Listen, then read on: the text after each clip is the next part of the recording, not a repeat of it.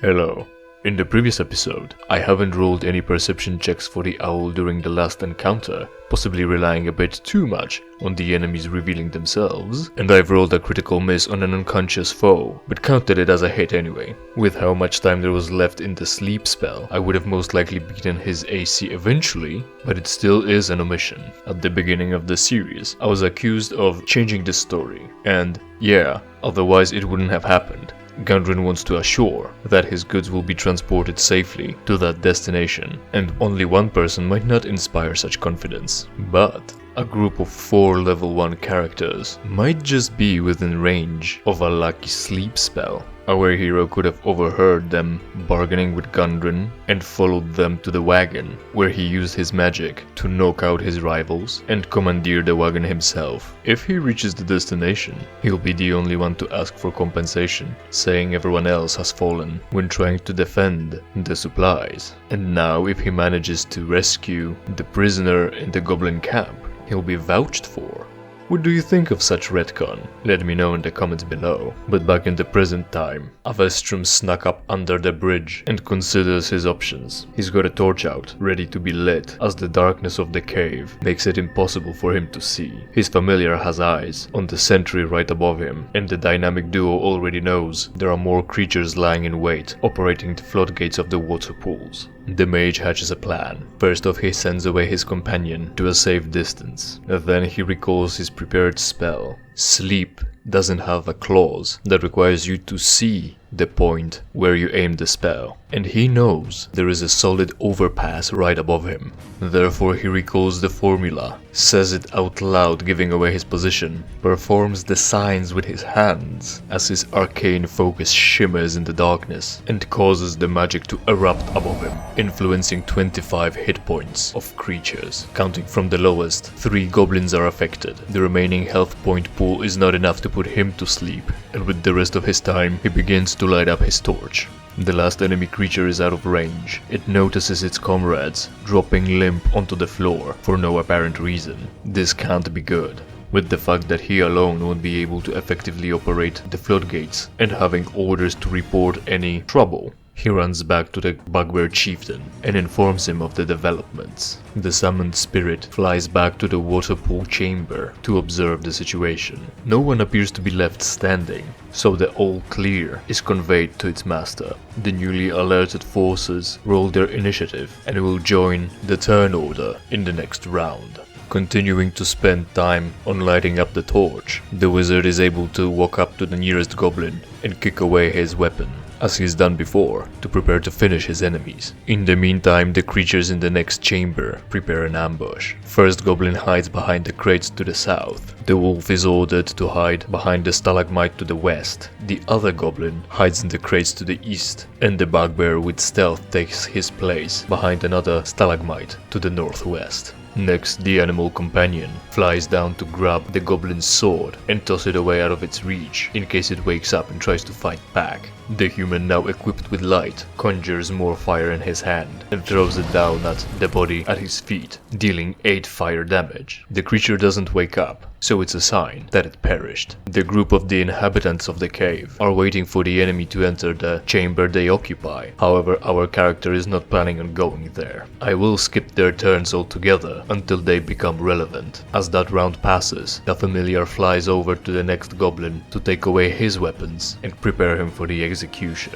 The necromancer walks over to the next target and feeds it with another firebolt. After the flash, the small foe remains motionless. A 4th round begins, and the owl circles around like vulture over the bridge sentry. Avestrum walks up to the last goblin and casts the flaming cantrip into him, barely matching the armor class. The damage is massive, and the goblin lookout dies outright. Looting the fallen can wait. The mage leaves his torch behind to still provide himself with some light, but to not draw attention to himself, as he works together with the summoned spirit on his stealth check. The result is once again beyond the ability of goblins to spot him.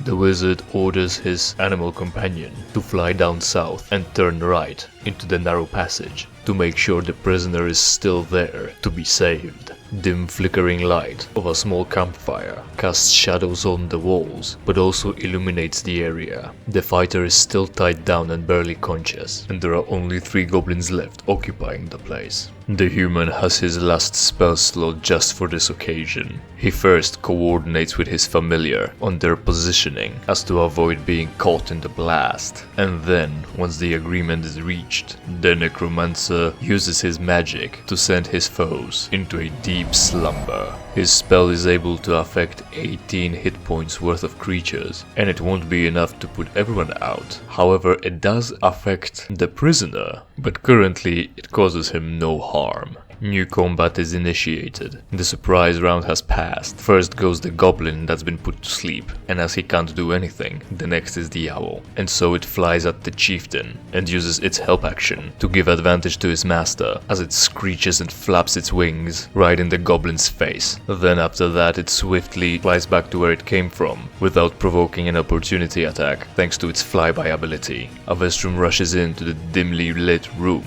already rearing his arm back, and flungs a firebolt at the last enemy standing up. But even with the help, the flaming mote wheezes past the intended target and smashes against the wall behind. Ymik, the strongest of his kin, goes next. He rushes down the stairs and spends his action to wake up one of his comrades and orders him to fight back. Then he withdraws to the higher platform and prepare his short bow. It is decided that one of the lesser goblinoids was prepared to fulfill the role of an archer. However, it hasn't been decided which one. They are now marked accordingly, and a coin toss decides the situation. And as the result is 1, it's the one marked as 1 that would fight at a distance. Therefore, the freshly awoken creature spends half of his movement speed to get up, grabbing hold of his sword, and rushes at the mage swinging. His slash cuts deep, but the fight is far from over. The summoned spirit flies in to distract the enemy engaged in melee combat with its master. After that, it flies back into the narrow passage to the east. With the disadvantage nullified, the wizard reaches for his most damaging cantrip and flings it right at the humanoid in front of him. The attack firmly hits, dealing maximum damage, and eliminates the goblinoid in 1 hit. The human then relocates next to the other sleeping creature in hopes of discouraging Ymik from trying to wake him up. The chieftain doesn't go for it. Instead, he knocks an arrow in his bow, draws it, and shoots at the intruder, sticking him deeply and bringing him down to less than a third of his health points. The animal companion once again flies in to provide help to its master and retreats to safety afterwards. The necromancer is wounded and pressed for time. He takes advantage of the goblin being distracted and lobs another firebolt at him. The spell lands, scorching the target for 5 fire damage, being almost half of the leader's health. Ymik weighs his option. He's almost half dead, one of his kin is already dying, and the third is unconscious. His foe isn't holding up too well either, but he's got his own plans that have become more difficult to achieve now. He grabs Sildar, the fighter, leans him over the ledge, and yells, "Truce, or the human dies!" as he readies his action to shove the unconscious person onto the ground below.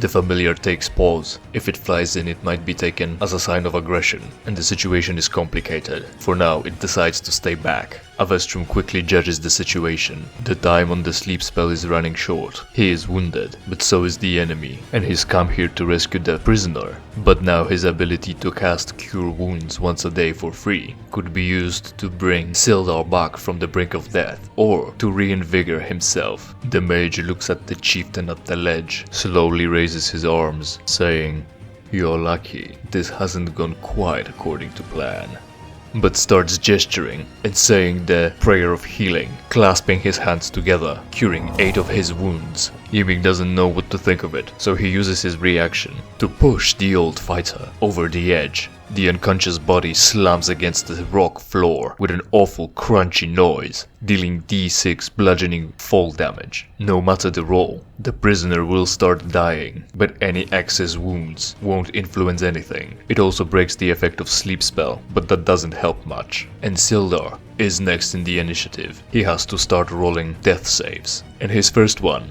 is a failure.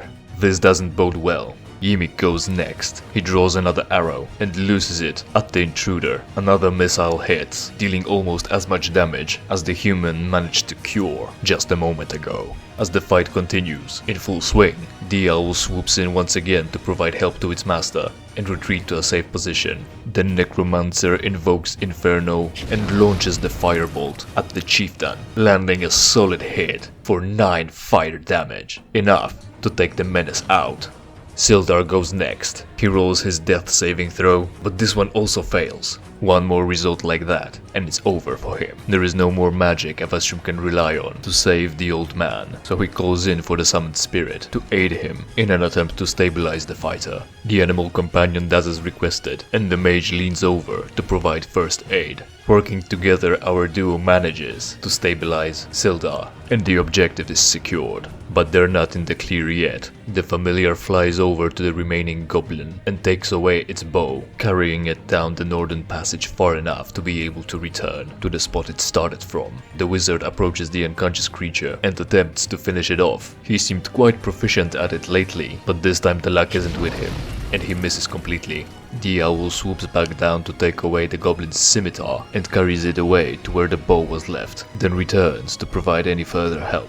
6 seconds go by and it's the human's turn to try to end it again. He casts Firebolt and hits, but only for 3 damage. It wakes the goblin up, and it will now be his turn. The small creature lies prone. With a quick glance around, he sees his brethren smoldering and lifeless, a menace standing above him and no weapons to fight with. He spends half of his movement to get up, his bonus action to disengage, and his action to dash away as far as he can from this losing battle. On the way, however, he's allowed a perception check to spot his equipment, and he succeeds. But now there is a new dilemma in his head. He can't attack anymore this round. He is wounded. Donning a shield to fight in melee will take an action, and fighting at range leaves him with lowered AC. He also has no backup anymore either. I decide to give him a will saving throw of DC 15 to stay and fight or run away if he fails, and the goblin breaks.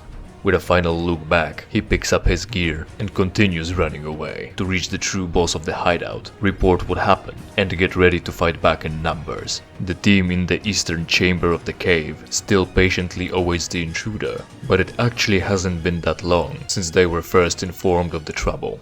The combat and initiative tracking is over for now. The necromancer, with the help of his summoned spirit, begin to strip the corpses of all their valuables and shove it into Sildar's binds. As a goodbye, he casts some more sacred flames on the dying goblins to make sure they won't be coming back. Then he grabs onto the prisoner and begins to slowly drag him out of the caves. After killing the group of enemies in the waterpool area, Avastrum gained 150 experience points. That was enough to reach level 3, but without any rest, he doesn't get any benefits of additional spell slots, and the maximum health pool increase wouldn't have anything to fill it up with unless he cast Cure Wounds beforehand. With 2 more creatures killed, he's now at 1000 experience points, and his level up hit points roll results in 5, with his constitution modifier that grants him 8 more.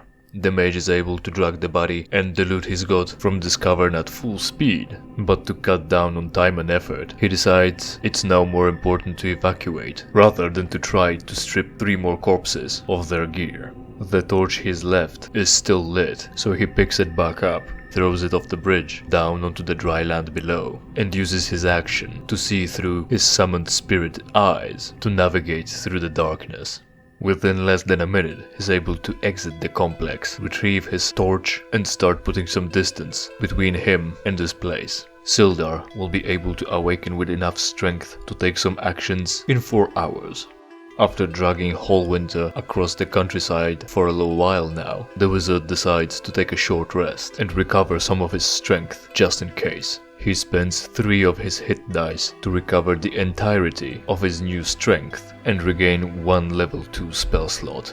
During that time, he also contemplates his adventure so far. Scribing notes in his spellbook, he's able to formulate 2 new higher level spells and reminisces over the effectiveness of his magic of sleep.